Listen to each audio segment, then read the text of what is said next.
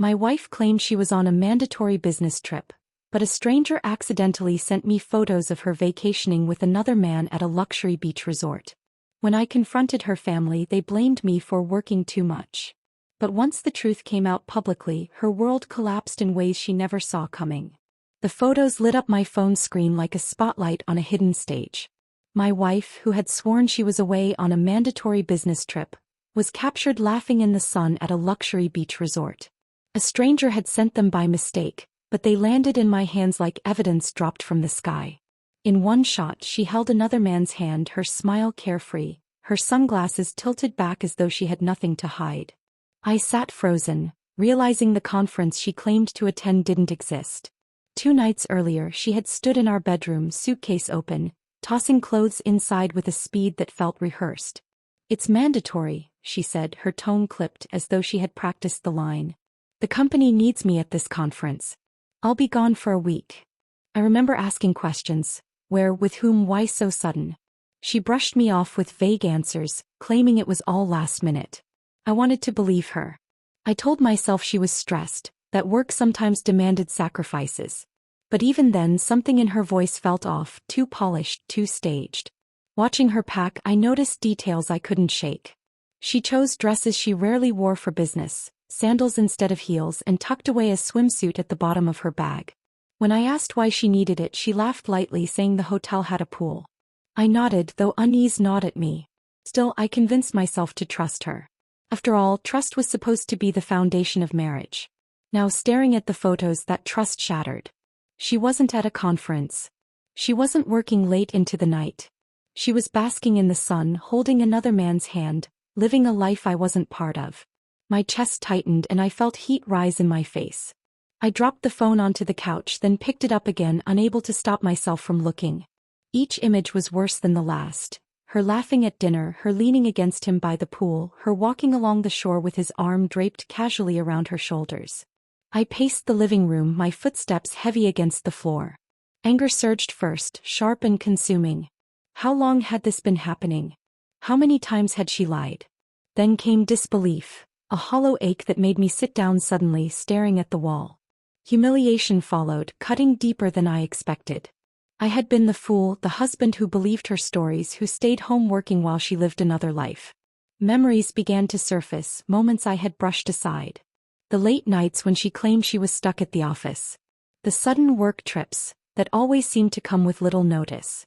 The distracted way she answered my questions, her eyes darting away, her phone always turned face down on the table.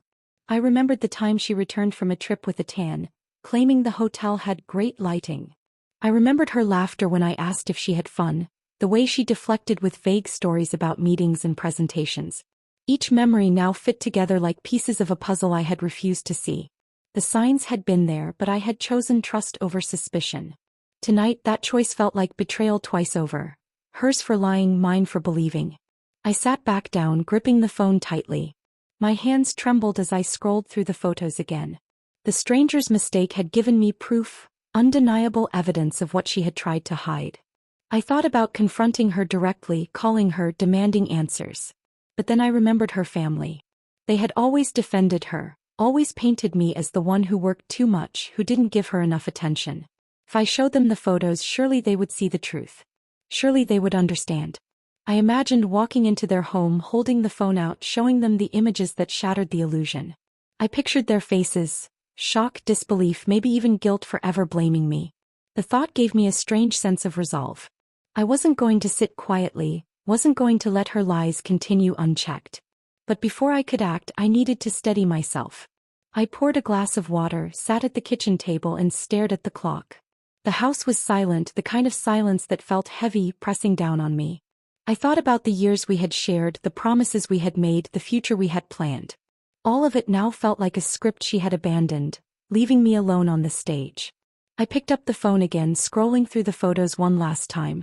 Her smile was radiant, carefree, the kind of smile I hadn't seen directed at me in years. The man beside her looked relaxed, confident, as though he belonged in her world more than I did. My stomach churned, but my resolve hardened. This wasn't just about betrayal.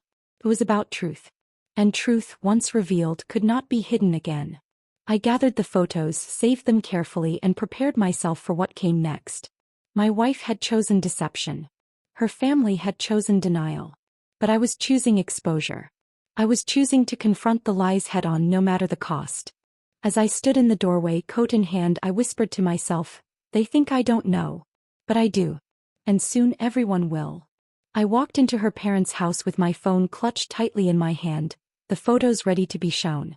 My heart was pounding, not from fear but from the certainty that I finally had proof. I imagined outrage, shock, maybe even tears. I thought they would stand with me, acknowledge the betrayal, and demand answers from their daughter. Instead, what I received was silence, cold, heavy silence that pressed down on me like a weight. Her mother was the first to speak. She glanced at the photos, her lips tightening, then pushed the phone back toward me as though it carried something dirty. "You shouldn't be showing us this," she said flatly. "It's private." Private? The word echoed in my head. My wife's betrayal wasn't private. It was deliberate, public enough to be captured by a stranger's camera. I stared at her mother, waiting for more, but she simply folded her arms, her eyes hard. Her father leaned back in his chair, sighing heavily. "You've been working too much," he said, his tone calm, almost rehearsed. "She's lonely. You can't expect a woman to sit at home while you bury yourself in your job." I blinked, stunned. "You're blaming me?" My voice cracked with disbelief. "She lied. He told me she was on a business trip. She's with another man at a resort. And you're telling me this is my fault?" Her brother chimed in from the corner, his arms crossed. "You've always been distant. She's told us how you spend more time at the office than with her. Maybe if you paid attention she wouldn't have looked elsewhere." Their words cut deeper than I expected. Betrayal from my wife was one thing, but betrayal from her family, those who should have defended me, was another wound entirely. I felt anger rising, hot and sharp, but beneath it was disbelief. How could they twist the truth so easily? How could they look at undeniable evidence and still find a way to blame me? I remembered past family gatherings, moments that now felt rehearsed. Her mother praising her loyalty, saying, "She's such a devoted wife." Her father criticizing me for being busy, warning me that a marriage needs attention. Her brother joking about how she deserved more fun, more excitement. At the time I brushed it off, thinking they were just protective.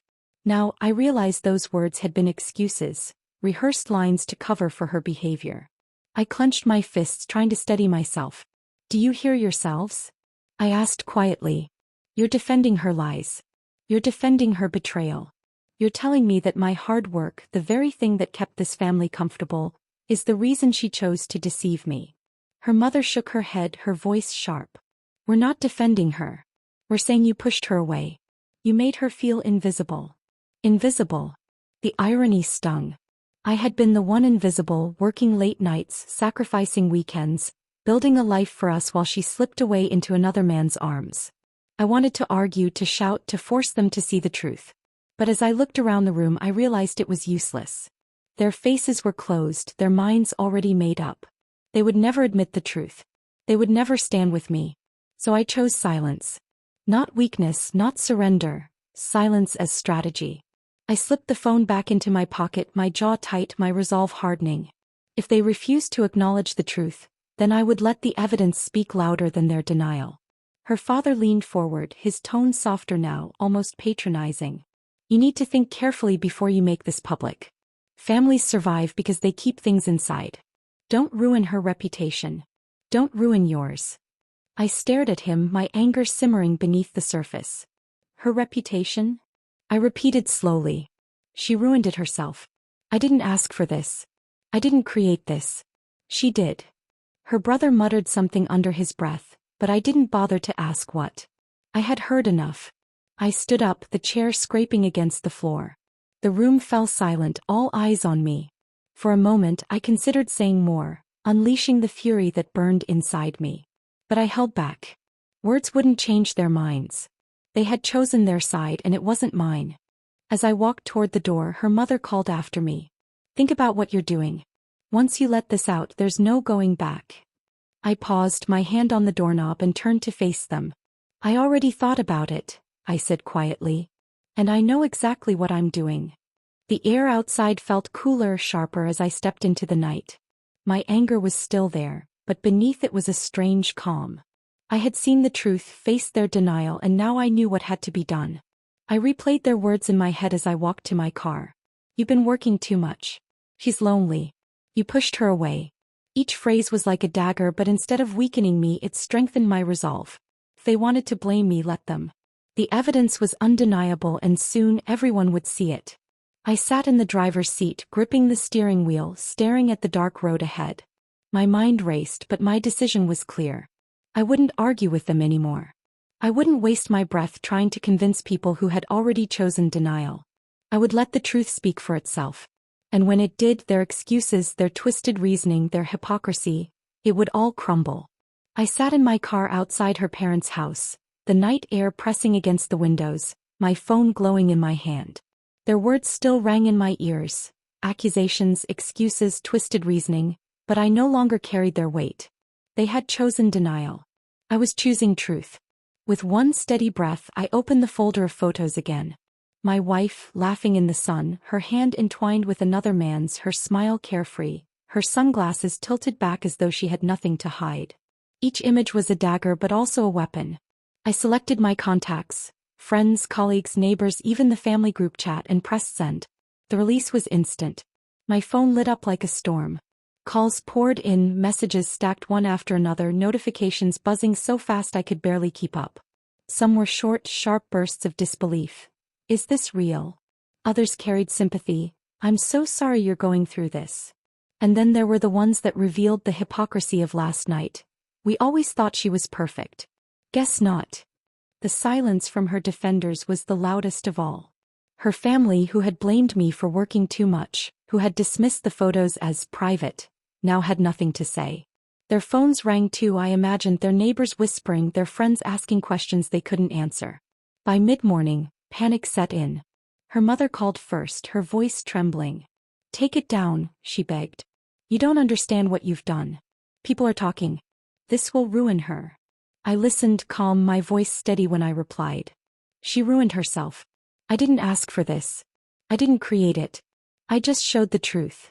Her father tried next, his tone stern, almost commanding. "You're destroying the family's name. Do you want everyone to laugh at us? Do you want her career ruined?" I let him speak, then answered simply, "I didn't destroy anything. She did. And you helped her hide it." Her brother's message was harsher, filled with anger. "You're pathetic. You couldn't keep her happy, so now you're dragging her down with you." I didn't reply. His words no longer mattered. The man in the photos, the one she had chosen over me, vanished quickly. His social media went silent, his name disappeared from conversations. He wasn't going to stand beside her now that the truth was out. He had been there for the fun, not for the fallout. She was alone, left to face the collapse of the world she had built on lies. Her colleagues began to distance themselves. I received messages from people at her office, cautious but clear. "We saw the photos. This doesn't look good. She's going to have a hard time explaining this." The admiration she once commanded was gone, replaced by whispers and avoidance. Neighbors too joined the chorus. I overheard them outside, their voices low but unmistakable. "Did you see the pictures? At a resort with another man." And she told everyone she was on business. Their words carried judgment, the kind that lingers, the kind that stains reputations permanently. Through it all I felt lighter. The burden of pretending was gone. I didn't have to smile through betrayal, didn't have to swallow my pain for the sake of appearances. The truth had freed me, and with it came a future I could rebuild without her shadow. I walked through my house that afternoon, noticing details I had ignored before. The empty spaces where her presence had once been, the silence that replaced her laughter, the calm that settled in place of chaos. For the first time in years I felt peace. Friends came by, some offering comfort, others simply sitting with me in quiet solidarity. One of them said softly, "You did the right thing." People needed to see who she really was. I nodded, grateful, though words felt unnecessary. Her family continued their attempts, alternating between anger and pleading. Her mother sent another message, "Please think about her future. She can't recover from this." I read it, then deleted it. Her future was hers to face. Mine was mine to rebuild. As evening approached, I sat by the window, watching the sun dip below the horizon. The day had been chaotic, filled with calls, messages, confrontations. But it had also been liberating. I had faced the storm, released the truth, and survived. The lesson was clear. Betrayal can destroy, but truth can heal. Silence had been my strategy, patience my strength. Exposure had given me peace. Her collapse wasn't just the end of her lies. It was the beginning of my freedom. And the ending was brilliant in its simplicity. She thought the business trip was her escape. But the truth became mine.